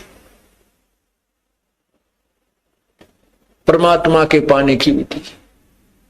जैसे सूरज के आगे बदरा, ऐसे कर्म छयारे, प्रेम की पवन करे चत मंजन, जल के तेज नयारे। ओए होए, अब वही पॉइंट आ जाता है कि सूझे नहीं सजन सुख सागर, बिना प्रेम बैरागरी। जब तक हमारा प्यार हमारे हृदय में रोना अपने भगवान के प्रति नहीं जागता, तब तक हमारे बीच में कोई मैल शेष है। और उस मैल को हटाने के लिए, उस मैल को कम करने के लिए ये सत्संग रूपी, ज्ञान रूपी, 5 यज्ञ रूपी सुमरन, ये सभी व्यवस्था उस मैल को काटने की ही दे रखी है। ये जितना कटता जाएगा उतना प्रेम, परमात्मा में प्रेम आपका बढ़ता चला जाएगा। जैसे सूरज के आगे बदरा, ऐसे कर्म छयारे, प्रेम की पवन करे चतु मंजन, वो झलके तेज नयारी। है जैसे सूर्य के सामने बादल आ जाते हैं और सूर्य का प्रकाश नजर नहीं आता, ऐसे आत्मा और परमात्मा के बीच में पाप कर्मों के बादल छाए हुए हैं, और प्रेम की पवन करे चितमंजन। राम नाम का वो सिमरन जो दे रखा आपको, सतनाम कहते, उसके ऊपर तो आपका चित मन लगा रहे। और प्यार की पवन जैसे हवा चलती है, बादलों को इधर उधर फेंक करके सूर्य का प्रकाश चमकने लग जाता है। प्रेम की पवन करे चितमंजन, झलके तेज नयारे। वो परमात्मा आपको दृष्टिगोचर हो जाएगा, आपके जो पाप कट जाएंगे, आपके बीच में जो पाप कर्मों की द्वार, अज्ञान की द्वार है वो हट जाएगी। अज्ञान की द्वार ज्ञान से हटेगी और पाप कर्मों की द्वार जो है वो इस सब भक्ति विधि से हट जाएगी। पुण्यात्मा एक अंधा था और बड़ा भक्त था।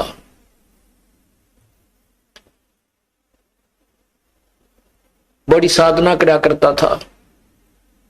एक बार उसको दस्त लग गए, पेचिस लग गए, उसको लूज मोशन हो गए। और लूज मोशन इतने हो गए, उम्र भी उसकी अच्छी हो गई थी 60-70 के आसपास।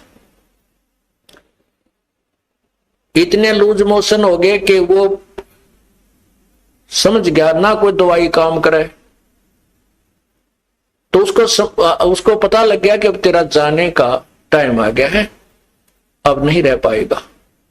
इस दृष्टिकोण से उसने सोचा यहां क्यों दुखी करा, कोई एक आधा व्यक्ति टूटा फूटा हुआ है, यू को कपड़े धोने में लग गया रहे।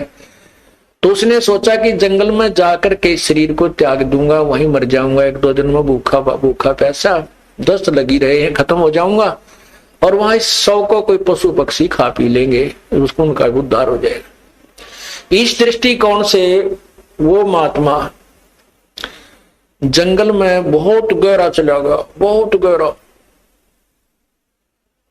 और मेन रास्ते से भी हटकर जानबूझकर ऐसे सर्प तरफ निकल गया, नूला ठीके लालू का कुत्ती जंगल के बीच में, वहां कहीं आसपास कुछ भी नहीं।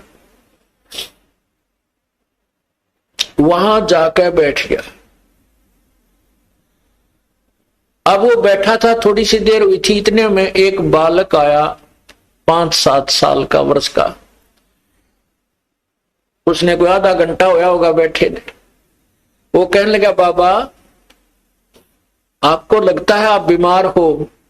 कहाँ भाई, बीमार हूं बेटा।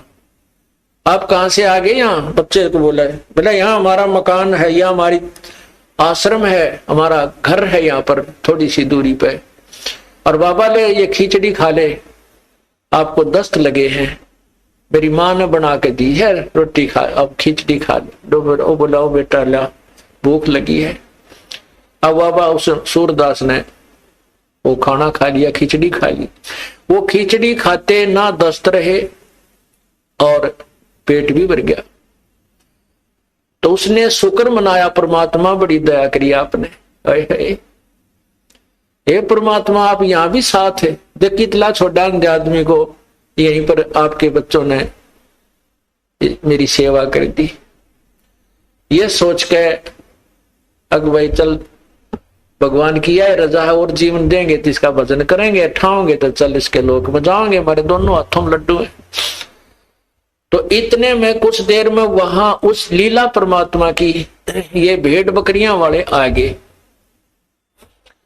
और उनकी एक भेड़ बकरी की तरह लगी।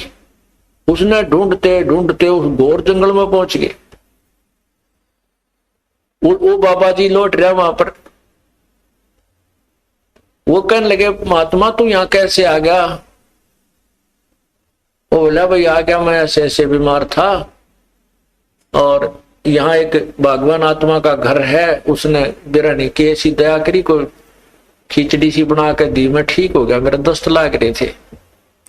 वो गडरिये जो थे वो उसके मुंह का ना देखे महात्मा, उस सूरदास के मुंह की तरफ कि क्या कह रहे हो, यहाँ कौन है, किसका घर है। और उसके पास क्या था, वो जो प्लेट लाया था, थाली जिसमें खिचड़ी लाया था डाल के, जब उस महात्मा ने वह खिचड़ी खा ली, वो आवाज लगा रहा था, बेटा अपनी यह थाली ले जा, बेटा थाली ले जा। उधर से वो गडरिये आगे, जो वो रट लगा रहा था, तो गडरिये बोले, बाबा किसको आवाज लगा रहा तू? बोला, भाई यहाँ कोई एक घर है और उन्होंने ये खिचड़ी बना के भेजी थी, बेटा उनकी थाली, वो बालक था ना ले गया होगा थाली, या थाली को उनको ले जाएंगे अपनी। वो कहने लगे, बाबा जी तू यहाँ कैसे आ गया ऐसे घोर जंगल में? यहाँ ना कोई घर है, यहाँ से 5-7 कोस तक तक कोई गांव भी कोई ना, तू घर की बात करे, यहाँ कोई घर नहीं है, ये थाली कहां से आ गई तेरे पास? ने बोला, भाई मन ने बेरा है कितना आएगी, जब यार कोई है ही नहीं और कोई घर नहीं, तो मौन साध गया। को हे भगवान, हे परमात्मा, आप यहां भी साथ। अब क्या होता है, वो बाबा जी उठकर चल पड़ा। अक भाई चले भाई, जहां ले जाएगा वहीं चलते। अब चलते चलते वो जा रहा था कि आगे एकदम गड्ढा था। वो गड्ढा ऐसे स्टाइल में था जय वो स्पीड उसकी इतनी थी बाबा जी की कि वो लाठी थोड़ी टेका था, कदम गड़े रहा था। इसी उमंग सी हो रही थी, कोई है भगवान आज मेरा जीवन दान कर दिया भगवान, इस उमंग में चल रहा था। तो ज्यों ही वो गड्ढे में गिरने को हुआ तभी एक व्यक्ति ने उसका हाथ पकड़ के और उल्टा ले लिया। ने बोला बाबा आगे इतना जबरदस्त गड्ढा है, तुम गिर के मर जाता, वापस हो ले, ये रास्ता ठीक नहीं। तो उस संत ने उसके बचाने वाले का पैर पकड़ लिया, नो का नो नीचे एकदम पैरा में गट गया।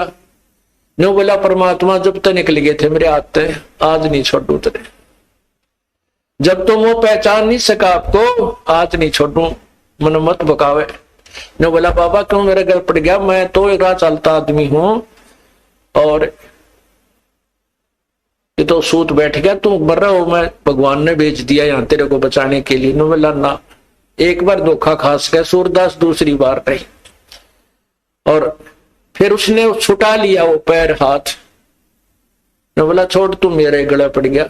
जब वो कहता है, कहने लगा कोई बात नहीं, तू सारी सृष्टि का मालिक है और मैं बोधा जी तेरा मेरा के मुकाबला है कि मैं तुझे पकड़ सकूं, लेकिन सूरदास के दिल से निकल जा जब देखूं किसा बलवान तू।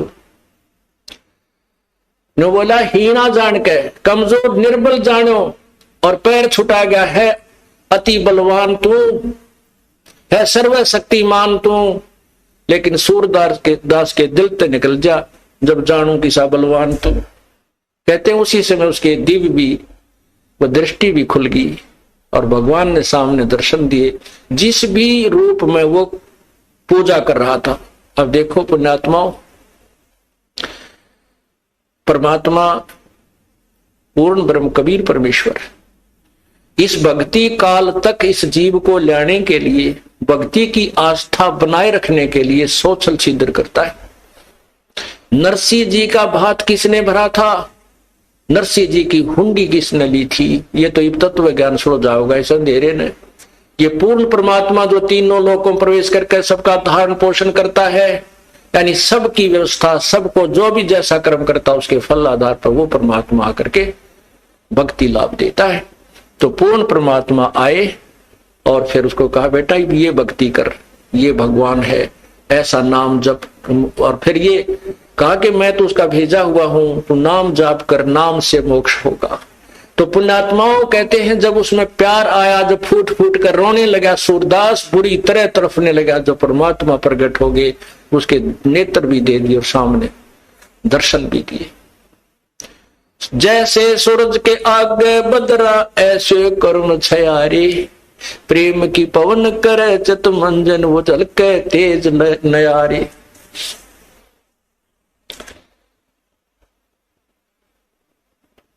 कहते हैं बिना प्रेम पावे नहीं चे करोड़ समाधि ला। और इस प्यार को जागृत करने के लिए, इस प्यार को आप परमात्मा के प्रति बढ़ाने के लिए आपका जो ट्रीटमेंट चल रहा है, ये सारा जो उपचार है परमात्मा में प्यार बढ़ाने का। जितना भी प्यार आपका भगवान में बढ़ जाएगा, उसके बाद आपको संसार में उस मालिक के अतिरिक्त कोई नजर नहीं आएगा। और वो मालिक कैसा है, कौन है, उसको नहीं जानते। इसलिए परमात्मा ने यही कहा है कि मम संत मुझे जान मेरा ही स्वरूपम, मेरे संत को मेरा ही रूप मान लेना, मैं मुझे ही मान लेना। जैसे गुरु भगवान नहीं है, गुरु तो भगवान को मिलाने का, प्राप्त करवाने का एक मीडिया है, लेकिन वो पूर्ण परमात्मा का कृपा पात्र है। उसको परमात्मा को पाने के लिए हमारे को गुरु जी को भगवान मानना पड़ेगा। और भगवान मान के वो रिहर्सल करनी है, हमने वो प्रैक्टिकल करना है कि जब हम पूर्ण परमात्मा के सामना होगा कहीं वहां कोई गलती ना बन जावे। यही जो गलतियां हो ले अपने सुधारना और फिर अंत में ये पक्के हो जावा कि यह गलती फिर आगे नहीं होनी चाहिए। अब जैसे आप शरीर छोड़ोगे, जो भक्ति नहीं कर रहे उनके साथ तो वह ब्राह्मण माटी होगी, यम के दूध देखते कालजा पाटेगा उनका, और आपको परमात्मा स्वयं इस दास के रूप में खड़ा पाओगा, क्योंकि आप मुझे पहचानते हो, मेरी शकल को पहचानते हो। भगवान आपको वहां मिलेगा और आपको साथ लेकर के ऊपर जाएगा। तो आपको ऐसा लगेगा जैसे सत्संग में जा रहे हैं, वहां पर भी ऐसे ही मेले भरे होंगे, परमात्मा की लीला होगी, और वहां फिर तुम कोई गलती कर दोगे, क्योंकि यहाँ परमात्मा बहुत समय तक आपको फिर रखता है। इस 21वें ब्रह्मांड में एक, यहाँ इस एक ब्रह्मांड में अलग स्थान है परमात्मा, वहां भी आपकी पूरी ट्रेनिंग लेगा। और वहां फिर ऐसे जैसे सत्संग में आते हो, यहाँ भी इधर उधर का कोई गलती कर दोगे तो ये तो एक प्रैक्टिकल हो रहा है, और वहां हो जाएगा ओरिजिनल एग्जाम आपका, तो वहां से फिर पटकने पड़ोगे यहीं पर। उसमें इतना सुख जरूर हो जाएगा कि कई सैकड़ों मनुष्य जन्म में मिल सकते हैं, पार नहीं हो सकते। तो इसलिए यहां जो आप आते हो, तो जब यो दास है आपका, वो परमात्मा ने भेज रखा है, तो उसके लिए कहते हैं मम संत, मेरे संत को मेरा ही स्वरूप मानिए। मम संत मुझे जान मेरा ही स्वरूपम। अब जैसे परमात्मा गुरु के बिना नहीं मिले, और कहते हैं गुरु जी भगवान है। परमात्मा खुद कहते हैं गुरु मानुष कर जानते ते नरक ये अंधे, वो दुखी संसार में आ गए यम के फंदे। अब गुरु गोविंद कर जानियो, गुरु जी को भगवान मानकर चलियो, और रहियो शब्द समाए, वचन में वचन के अंदर चलना, उसके आज्ञा का पालन करते रहना।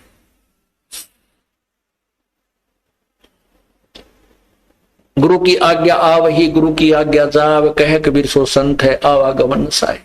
तो यहां हमने जैसे एक मैथमेटिक्स के अंदर गणित में एक प्रश्न आता है ब्याज का, तो उसमें मूलधन निकालना होता है, और मूलधन निकालने के लिए पहले हमने दर कैलकुलेट करनी पड़ती है।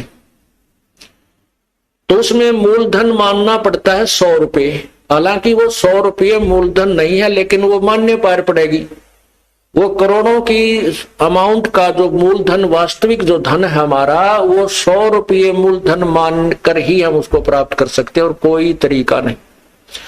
तो उसमें मान लीजिए मूलधन 100 रुपये, 100 रुपये मूलधन मानकर फिर हमको उसको ओरिजिनल मूलधन को प्राप्त कर लेंगे, जो करोड़ों की संख्या में।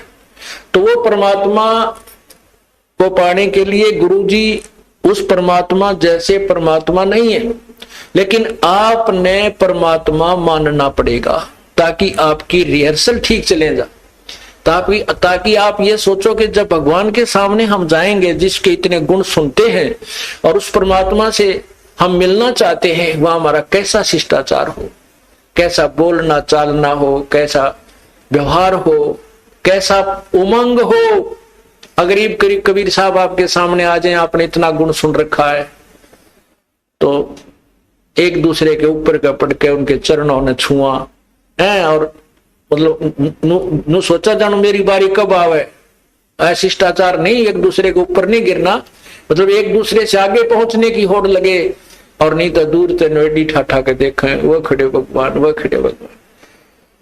और यही उमंग आपकी इस दास को जब देखें, ये आप पर बन जाएगी। ये ज्ञान ऐसा है कि आपको फिर कुछ भी दिखाई नहीं देगा, ये दास दिखाई देगा, और तब आपका प्रेम परमात्मा में दृढ़ बन जाएगा। आपकी यहां जो भी है, ठीक है, संतान संपत्ति जो भी है वो आपको अस्थायी नजर आएगी, और हम यहां अपना कर्तव्य करने आए हैं, ये भी पूरा करना है। तो इस प्रकार जैसे हम माता पिता की, जैसे बच्चों की परवरिश करते हैं माता पिता बचपन से, कितने प्यारे लगते हैं छोटे छोटे बच्चे, और उनको अब आप वो भूखे रह जाते हैं, बच्चों को उत्तम आहार कराते हैं, उत्तम अच्छे कपड़े पहनाते हैं, और जब वो बड़े हो जाते हैं, ब्याह शादियां हो जाती है, तो माता पिता उनसे उतना ही प्यार चाहते हैं जितना वो बचपन में दिया करते थे। अब हम उतना प्यार उनको नहीं दे पाते, ये भी हम पाप कमा लेते हैं। बूढ़े आदमी ने कुछ नहीं चाहिए, सारे शौक खत्म हो जाते हैं उसके बुढ़ापे में। और हमारे भक्त बीड़ी शराब मांस तंबाकू को मुंह त्याग देते हैं तो बिल्कुल नहीं छूते, वो केवल प्यार के भूखे होते हैं। बुजुर्ग आदमी को, माता पिता को, दादा दादी को, बाहर से आते हो या सुबह उठते हो, सत साहेब बोले, और प्यार तेनो बाहर से भी आते हो, चाहे आपका किसा मूड ऑफ है, अपने माता पिता से कहे माँ ठीक हो, पिताजी ठीक हो, उनका आड़े गदगद आत्मा हो जाती है। और पिताजी बोला छोरा मुंह चढ़ाओ करनो चल पड़े तो उसकी दूना रोना बढ़ जाता है। तो पुण्यात्मा, हमने अपने बुजुर्गों की हृदय से सेवा करनी है, बुराइयों से बचाना है, हुक्का नहीं पिलाना उनको, शराब नहीं पिलानी, चाहे मरे चाहे जीवे, प्यार दो, अच्छा भोजन कराओ, अच्छे कपड़े पहनाओ, प्यार से रखो। तो इसी प्रकार हमने हर कर्तव्य को पूरा करते हुए हम तभी हंस बनेंगे, तभी हम संत बनेंगे, भक्त बनेंगे, जब हम हर प्राणी के प्रति उतना ही प्यार रखेंगे। और वो प्यार सबके एक से द्वेष बनाए रखें घर में, तो प्यार कैसे रहेगा, भगवान में भी ना रहे वो। तो इसलिए हमने धीरे धीरे सब में नॉर्मल प्यार बढ़ाना है और विशेष प्यार परमात्मा में रखना है। जो पति भरता पति से राती, आन पुरुष नहीं भावे, बसे पी हर में सुरत प्रीतम में, ऐसे ध्यान लगावे। जैसे लड़की अपने घर चली जाती है शादी के उपरांत, तो उसका विशेष लगाव अपने पति में हो जाता है, बहुत लगाव हो जाता है, और वो एक पल भी उसे नहीं भूल पाती है, लेकिन किसी को सो भी नहीं करती है, माता पिता को भी प्यार देती है, भाई बहन को भी, और अपना काम भी करती रहती है। लेकिन जो विशेष कसक उसके अपने पति में होती है, पति भरता स्त्री की, कहते हैं ऐसे ही हम यहाँ इस संसार में रहेंगे, अपने परिवार में, ये हमारा मायका समझो, और हमने ससुराल चलना है अपने पति परमात्मा कबीर परमेश्वर को ऐसे पल पल में याद रखना है। जो पति भरता पति से राती, आन पुरुष नहीं भावे, बस पी हर में सुरत प्रीतम में, नो कोई ध्यान लगावे। वो क्योंकि यहाँ हम खेचातानी नहीं रखेंगे, यहाँ भी प्यार, इनके लेवल का प्यार, यहाँ भाई के लेवल का, बाण के लेवल का, जेठ के लेवल का, जेठानी के लेवल का, ये भी इनको श्रद्धा सत्कार देना है। लेकिन विशेष कर सक अपने परमात्मा में रहनी चाहिए, वो विशेष प्यार, वो हमें आगे ले चलेगा। और यहां हम आपस में लड़ाई झगड़ा रखेंगे तो भी भगवान को पसंद नहीं। जैसे एक लड़की अपने एक सह परिवार में रहती है, जेठ भी है, जेठानी भी है, देवर है, देवरानी है, ननंद है, सास है, ससुर है, पितश्रे है, पिता है। तो इस तरह हम फिर वो लड़की इतनी शिष्टाचार में रहनी चाहिए। अपने पति से तो प्यार है ही है, वो तो बिल्कुल उसमें को नो डाउट, क्योंकि उसका और उसका आजीवन का संबंध है। और लेकिन अन्य परिवार के सदस्यों से भी उसने मनमुटाव नहीं रखना चाहिए। जैसे जिसका सत्कार जो ड्यू करता है, उनको डिजर्व करता है, अवश्य देना चाहिए, नहीं तो वह पतिव्रता नहीं कलियारी हो जाएगी। फिर अगर वो प्यार नहीं देगी, वो शिष्टाचार नहीं रखेगी, आदर सत्कार प्रेम से नहीं बोलेगी, तो घर में आग लग जाएगी, तो ना भक्ति बने ना कोई और बने। तो इस प्रकार हमने हर दृष्टिकोण से अपने जीवन को नरक ना बना करके, यहाँ का स्वर्ग तो हमने घर बना लेना चाहिए, और सतलोक में अपने चल पड़ेंगे, वहां जाकर सुख सारा मिल ही जाएगा।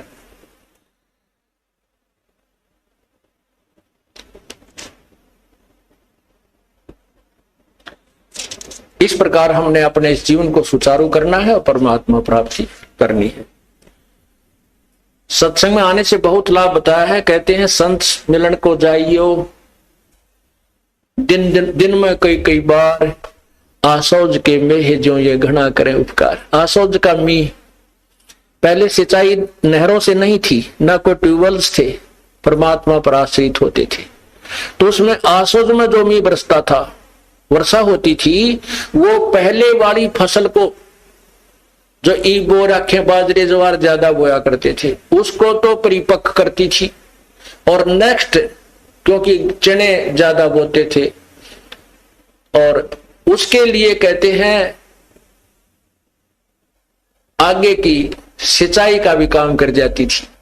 तो अब जो पुरानी फसल यानी पुरानी आल, पुराना जो आपके अंदर भक्ति संस्कार थे, अब ये सत्संग, संत का जो सत्संग है, उस पुराने जो सत्संग जीवन को तो आपको परिपक्व कराएगा, सुचारू रखेगा, इसमें कोई आपत्तियां आनी है उनमें बिटालेगा, ये परमात्मा का नाम, और आगे के लिए भविष्य की तैयारी करवाओगा।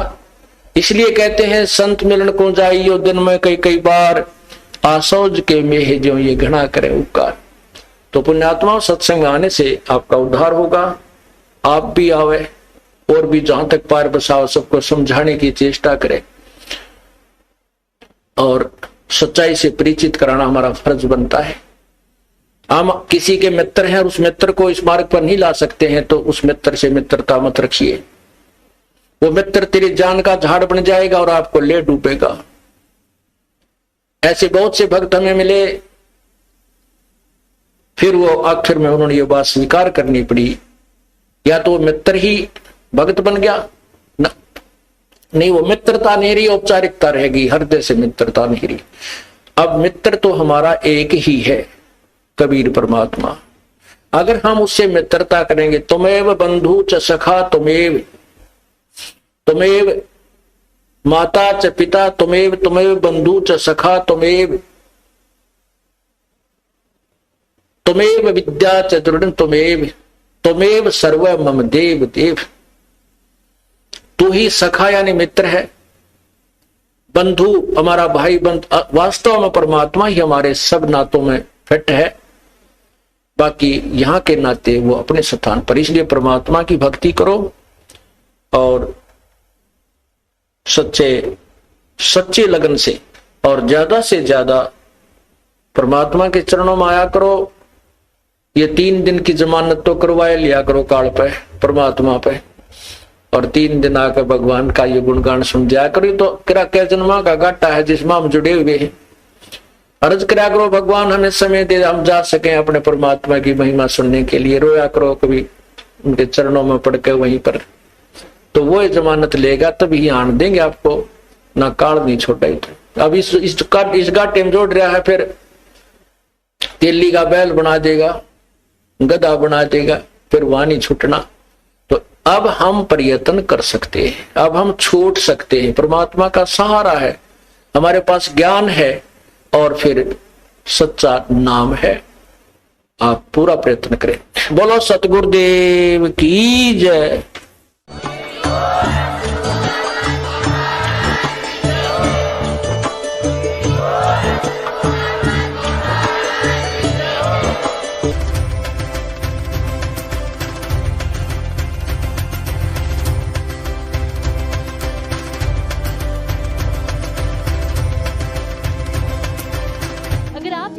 YouTube पर देख रहे हैं तो हमारे चैनल को सब्सक्राइब करें और बेल आइकन को दबाना ना भूलें। अगर आप Facebook पर ये वीडियो देख रहे हैं तो हमारे पेज को लाइक करें।